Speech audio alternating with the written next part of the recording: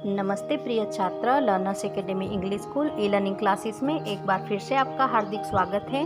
बच्चों, आज हम कक्षा 4 में हिंदी विषय में कविता 5 नन्ही बूंदे इस कविता का अभ्यास देखेंगे। अभ्यास। शब्द अर्थ: शीतल, ठंडा, हरियाली, पेड़ पौधों का हरापन, जीवन, जिंदगी, प्राणी, जीव, सागर, समुद्र। पाठबोध। प्रश्न 1, प्रश्नों के उत्तर 2। मौखिक। बच्चों, इन प्रश्नों के उत्तर आपको केवल मौखिक देने हैं, लिखने नहीं हैं। क, बूंदे धरती पर कैसे आती है? बूंदे धरती पर रिमझिम करके, छम छम करके आती है। ख, बूंदे किसका मुंह धोती है? उत्तर में क्या आएगा? बूंदे फूलों का मुंह धोती है। ग, कविता में किसको जीवन मिलने की बात कही गई है? उत्तर में आएगा कि जिस भी प्राणी को बूंदे छू देती है उसको जीवन मिल जाता है। कविता में यह बात कही गई है। घ, बारिश होने पर क्या होता है? तो उत्तर में आएगा बारिश होने पर धरती पर हरियाली छा जाती है और सभी प्राणी खुश हो जाते हैं। लिखित। बच्चों, यहाँ पर प्रश्न दिए गए हैं, उनके उत्तर आपको टेक्स्ट बुक में भी लिखने होंगे एवं नोटबुक में भी लिखने होंगे। क, बूंदे कैसी है? उत्तर में आएगा बूंदे नन्ही नन्ही है। ख, बूंदे क्या क्या काम करती है? बूंदे शीतल और मीठा जल बरसाती है, फूलों का मुंह धो देती है, पेड़ों को हरियाली देती है, सागर को भर देती है एवं सबको खुशियाँ देती है। ग, कविता की जिन 2 पंक्तियों में कविता का संदेश है उन्हें लिखो। बच्चों, ऐसी कौन सी 2 पंक्ति है जिसमें पूरी कविता का संदेश दिया गया है? वो हमें 2 पंक्तियाँ इधर लिखनी है। तो ऐसी 2 पंक्तियाँ कौन सी हैं?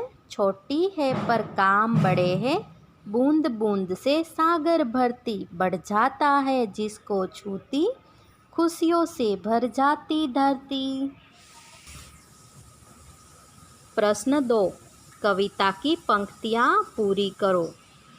क, बच्चों, यहाँ पर हमें काव्य पंक्ति पूर्ण करनी है। बादल के यहाँ पर हम क्या लिखेंगे? पंखों पर बैठ, आसमान से उतर कर आती, रिमझिम चमचम मीठा गाकर, झूम झूम कर जल बरसाती। छोटी है पर काम बड़े हैं, बूंद बूंद से सागर भरती, बढ़ जाता है जिसको छूती, खुशियों से भर जाती धरती। बच्चों, इस तरह से हम काव्य पंक्तियाँ पूरी करेंगे। आगे है प्रश्न 3, क्या समझा? बादल के पंखों पर बैठ, इसका क्या मतलब होता है? बादल अपने साथ ले आते हैं। झूम झूम कर मतलब हवा के साथ हिलती हुए आती है। पेड़ों को हरियाली देती मतलब जल से पेड़ों को हरा बनाती है। खुशियों से भर जाती धरती, इसका मतलब होता है धरती पर खुशहाली छा जाती है। प्रश्न 4, कविता को याद कर मिलकर गाओ। तो बच्चों, आपको यह कविता गाकर अपने मम्मी पापा को सुनानी है। भाषा ज्ञान।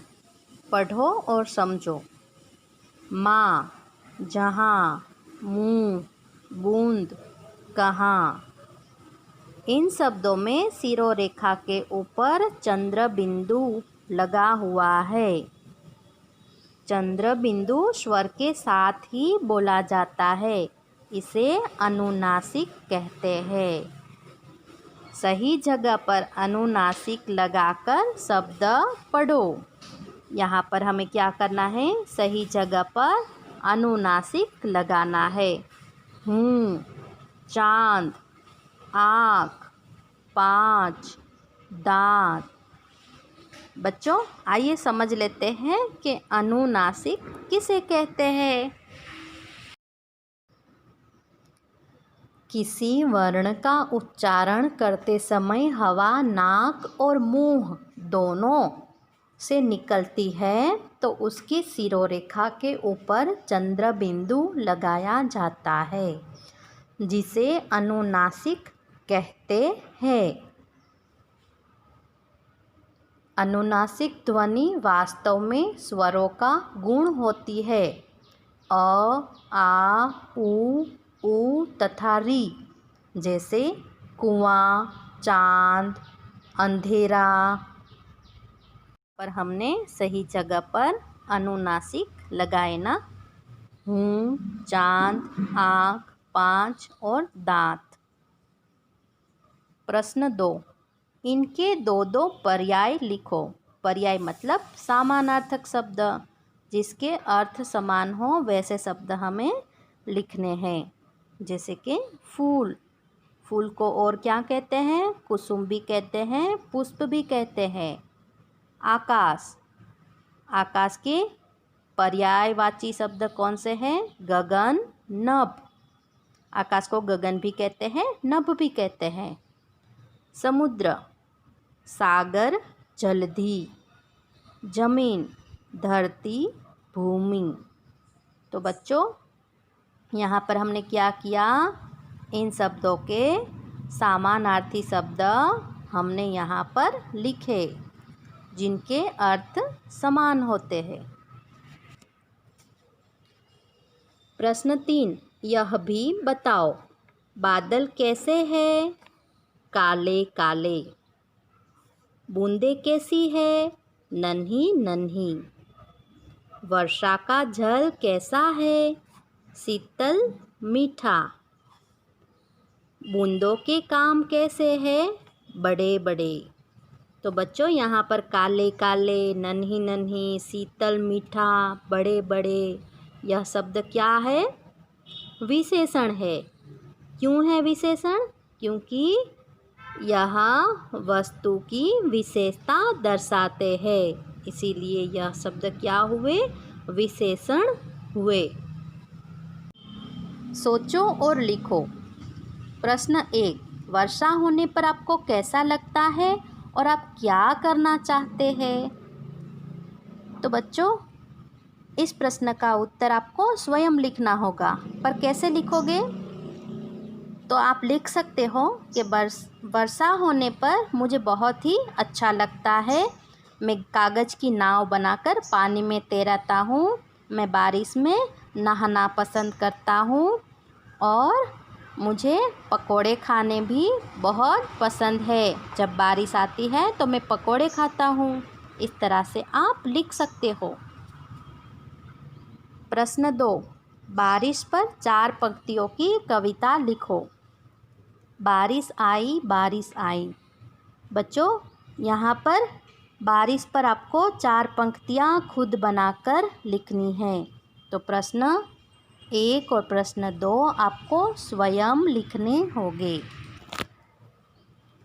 कुछ करने को। प्रश्न 1, कक्षा को 2 समूह में बांट ले। एक समूह में बच्चे वर्षा की बूंदें बन जाए, दूसरा समूह बच्चों का हो। दोनों आपस में बातचीत करें।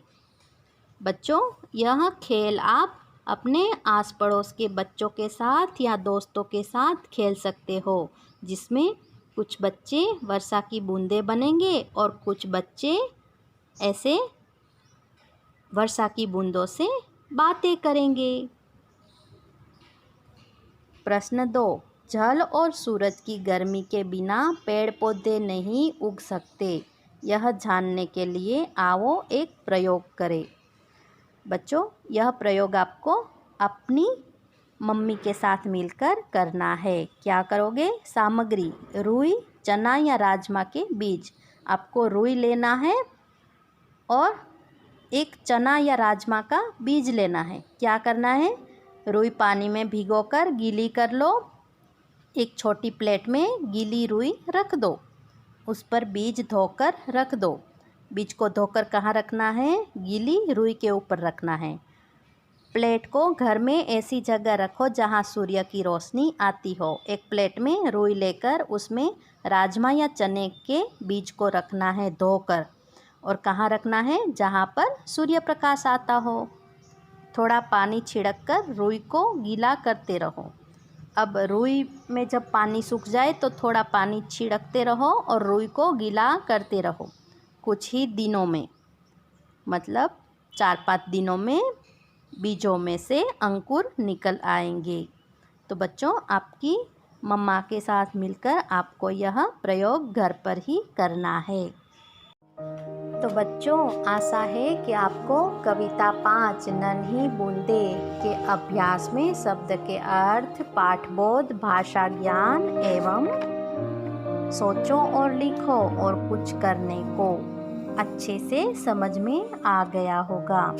तो बच्चों, यहाँ पर कविता 5 नन्ही बूंदे, इस कविता का कार्य पूर्ण होता है। नेक्स्ट वीडियो में हम आगे का चैप्टर देखेंगे। Thank you.